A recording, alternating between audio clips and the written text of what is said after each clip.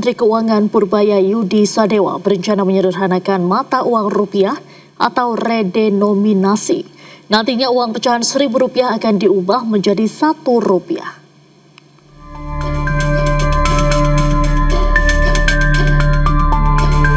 Menteri Keuangan Purbaya Yudi Sadewa berencana menyederhanakan mata uang rupiah atau yang dikenal dengan kebijakan mengubah Rp1.000 menjadi Rp1. Rencana ini tertuang dalam Peraturan Menteri Keuangan tentang Rencana Strategis Kementerian Keuangan tahun 2025 hingga 2029. Kini pemerintah tengah menyiapkan rancangan undang-undang tentang perubahan harga rupiah atau redenominasi. Aturan itu ditargetkan rampung pada tahun 2027 mendatang.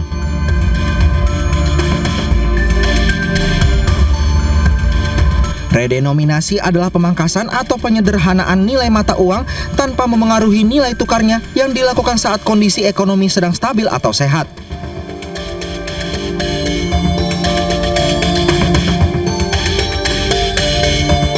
Contohnya, uang pecahan Rp1.000 diubah menjadi Rp1.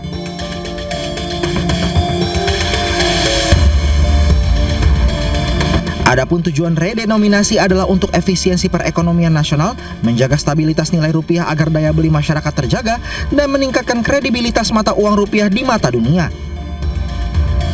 Sementara menurut Ekonom Center of Economic and Law Studies atau Celios Nailul Huda, narasi terkait redenominasi rupiah lebih tepat disampaikan oleh otoritas moneter, dalam hal ini Bank Indonesia ketimbang otoritas fiskal. Meskipun di satu sisi Kemenq dapat mewakili pemerintah untuk mengusulkan pada parlemen terkait pembuatan undang-undang redenominasi rupiah.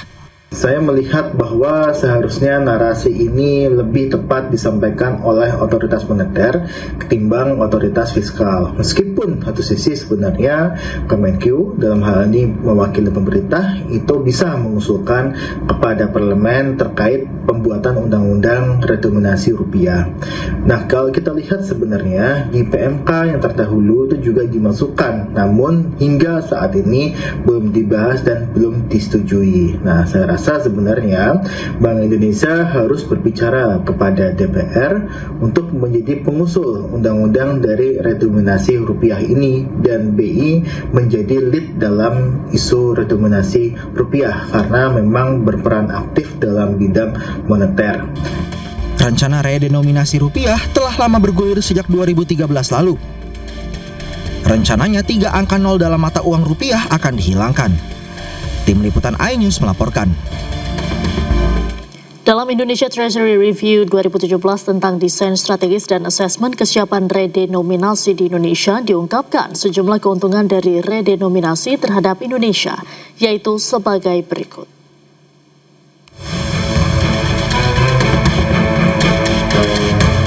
Pertama, menyederhanakan nominal mata uang agar lebih praktis dalam transaksi dan pembukuan akuntansi. Kedua, dengan berkurangnya jumlah digit mata uang, potensi human error dalam penulisan atau penginputan angka pada tiap transaksi dapat ditekan. Ketiga, dari sisi pengelola kebijakan moneter, penggunaan digit yang lebih sedikit berarti range harga barang konsumsi semakin kecil, sehingga lebih memudahkan pengelolaan moneter serta inflasi secara nasional. Dan yang keempat, mengurangi biaya cetak uang karena variasi nominal uang kertas akan lebih sedikit dan uang koin dapat bertahan lebih lama.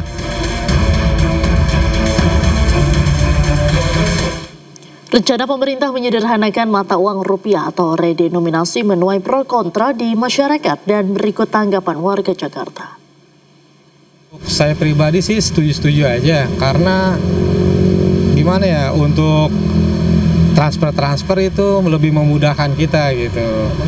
Contohnya ya, kalau saya untuk transfer 10.000 suka lebih, nol jadi 100.000 gitu ya kan. Kalau 100.000 suka kurang apa gimana gitu. Jadi kalau nolnya dikurangin mungkin agak sedikit memudahkan kita ya gitu. Kalau saya lihat sih sebenarnya Indonesia ini inflasinya termasuk yang masih terkendali, Mas. Kenapa? Karena pada saat kita akan mengeluarkan mata uang baru ya, kalau nggak secara langsung otomatis kan kita memerlukan biaya pencetakan mata uang segala macam. Kalau menurut saya sih sepertinya belum dibutuhkan urgent lah untuk dikeluarkan. Tapi mungkin tidak menutup kemungkinan di masa yang akan datang itu perlu untuk dilakukan seperti itu. Saya kebetulan bukan orang keuangan, saya bergerak di bidang bisnis dan hukum. Ya sesimpelnya aja saya menilai duit saya 1M bisa jadi turun jadi 1 juta, walaupun secara nilainya juga tetap sama. Cuman saya berpikir dari sisi apa kemudian Menteri Keuangan mengambil kebijakan ini. Kita ke informasi lain pemirsa, Bareskrim Polri menangkap pelaku utama kasus tambang batubara ilegal di kawasan Taman Hutan Raya Bukit Soeharto, Kutai Kartanegara, Kalimantan Timur yang masuk di wilayah IKN. Polisi menemukan 4.000 kontainer berisi batu bara ilegal dengan nilai sekitar 80 miliar rupiah. Pelaku utama berinisial M merupakan bos perusahaan PT WU. Pelaku berperan sebagai pemodal sekaligus penjual batu bara ilegal dari kawasan IKN. Tersangka sempat kabur selama 1 bulan sebelum berhasil ditangkap. Modusnya, batu bara ilegal dikeruk dari kawasan konservasi, ditimbun di area milik PT WU, dikemas dalam ribuan karung dan peti kemas lalu dikirim keluar Pulau Kalimantan. Tambang ilegal tersebut membuka 300 hektar lahan di dalam kawasan konservasi yang sekaligus berada di zona strategis IKN. Dan dari IKN sendiri kami temukan adanya illegal mining yang mana modus operandinya adalah dengan cara memalsukan dokumen yang mana mereka itu sebenarnya menambang di dalam kawasan hutan raya. Yang sudah kita amankan itu ada 5 tersangka sedang dalam proses dalam 4 laporan polisi. Hasil illegal mining ini dijual ke Surabaya dengan menggunakan modus dengan kontainer. Kurang lebih hasil penggeledahan ataupun penyitaan yang kami temukan itu kurang lebih 4.000 kontainer. Setelah menetapkan 22 tersangka dalam kasus korupsi timah, Jaksa Agung menyebut tersangka bisa saja bertambah. Skandal besar korupsi timah merugikan negara hingga 271 triliun rupiah.